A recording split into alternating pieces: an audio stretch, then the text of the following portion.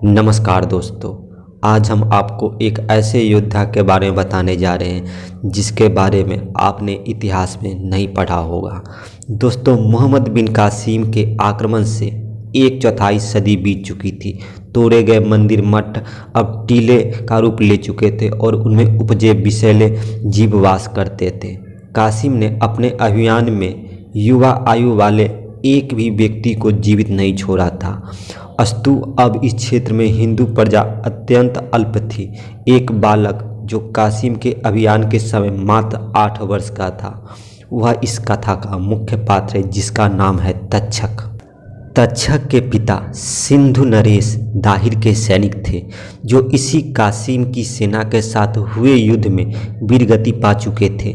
लूटती अरब की सेना जब तक्षक के गांव पहुंची तो हाहाकार मच गया। स्त्रियों को घरों से खींच खींच कर उनकी देह लूटी जाने लगी।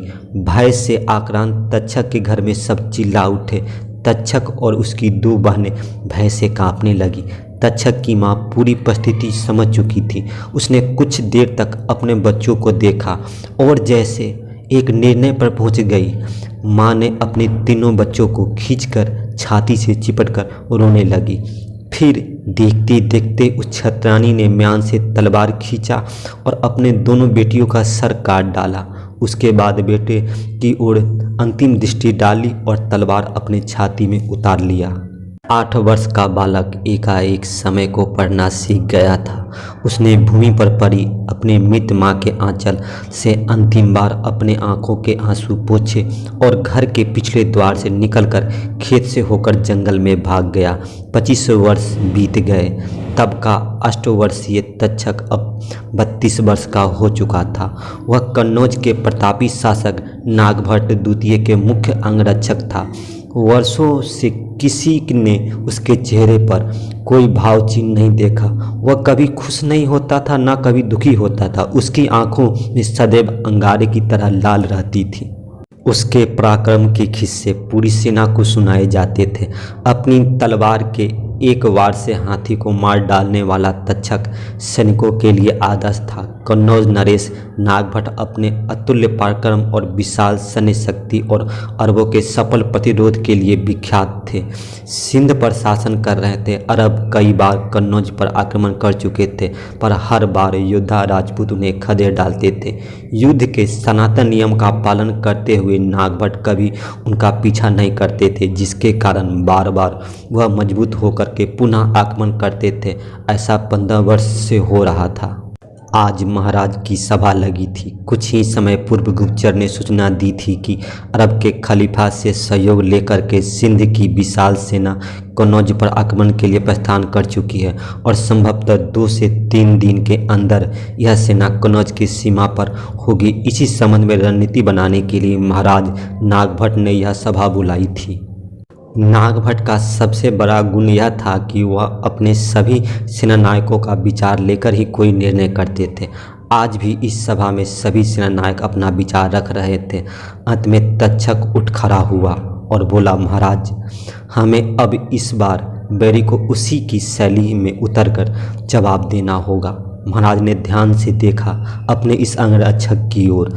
बोला, अपनी बात खुल करके कहो तक्षक, हम कुछ समझ नहीं पा रहे हैं। तक्षक उठ खड़ा हुआ और बोला, महाराज, अरब की सेना महाबब्बर है। उनके तक्ष कथा सनातन नियम के अनुरूप युद्ध कर हम अपनी प्रजा के साथ घात ही करेंगे। उन्हें उन्हीं की शैली में हराना होगा। महाराज के माथे पर लकीर उभर आई और बोले, किंतु हम धर्म और मर्यादा को नहीं छोड़ सकते सैनिक। तक्षक ने कहा, मर्यादा का निवाह उसी के साथ किया जाता है जो मर्यादा का अर्थ समझते हैं। ये बब्बर अधर्मी राक्षस है महाराज। इनके लिए हत्या और बलात्कार ही धर्म है, पर यह हमारा धर्म नहीं है। राजा का केवल एक ही धर्म होता है महाराज, वह अपनी प्रजा की रक्षा करे। देवल और मुल्तान का युद्ध याद करें महाराज, जब कासिम की सेना ने दाहिर को पराजित करने के पश्चात प्रजा पर कितना अत्याचार किया था। ईश्वर न करे यदि हम पराजित हुए तो बब्बर अत्याचारी अरब हमारी स्त्रियों, बच्चों और निरीह प्रजा के साथ कैसा व्यवहार करेगा, यह महाराज जानते हैं आप। महाराज ने एक बार पूरी सभा की ओर निहारा। सबका मौन तक्षक के तर्कों से सहमत दिख रहा था। महाराज अपने मुख्य सेनापति, मंत्री और तक्षक के साथ गुप्त सभा की ओर बढ़ चले। अगले दिवस की संध्या तक कन्नौज की पश्चिम सीमा पर दोनों सेनाओं का पड़ाव हो चुका था और आशा थी कि अगला प्रभात एक भीषण युद्ध का साक्षी होगा। आधी रात्रि बीत चुकी थी। अरब सेना अपने शिविर में निश्चिंत सो रही थी। तभी अचानक तक्षक के संचालन में कन्नौज की 1/4 सेना अरब शिविर पर टूट पड़ी। अरब को किसी हिंदू शासक से रात्रि युद्ध की आशा न थी। वे उठते, सावधान होते और हथियार संभालते इससे पूर्व ही आधे अरब गाजर मूली की तरह काट डाले गए। इस भयावह निशा में तक्षक का शौर्य पराकाष्ठा पर था। वह अपनी तलवार चलाते जिस ओर निकल पड़ता, उधर की भूमि शवों से पट जाती थी। उषा की प्रथम किरण से पूर्व अरब के 2/3 सेना मारी जा चुकी थी। सुबह होते ही बची हुई सेना पीछे भागी, किंतु आश्चर्य, महाराज नागभट्ट अपनी शेष सेना के साथ उधर तैयार खड़े थे। दोपहर होते होते समुचित अरब सेना काट डाली गई थी। अपनी बर्बरता के बल पर विश्व विजय का स्वप्न देखने वाला आतंकियों को पहली बार किसी ने ऐसा उत्तर दिया था। विजय के बाद महाराज ने अपने सभी सेना नायकों की ओर देखा। उनमें तक्षक का कहीं पता नहीं था। सैनिकों ने युद्ध भूमि में तक्षक की खोज प्रारंभ की तो देखा लगभग 1000 अरब सैनिक के सर्व के बीच तक्षक की मृतदेह चमक रही थी। उसे शीघ्र उठा करके महाराज के पास लाया गया।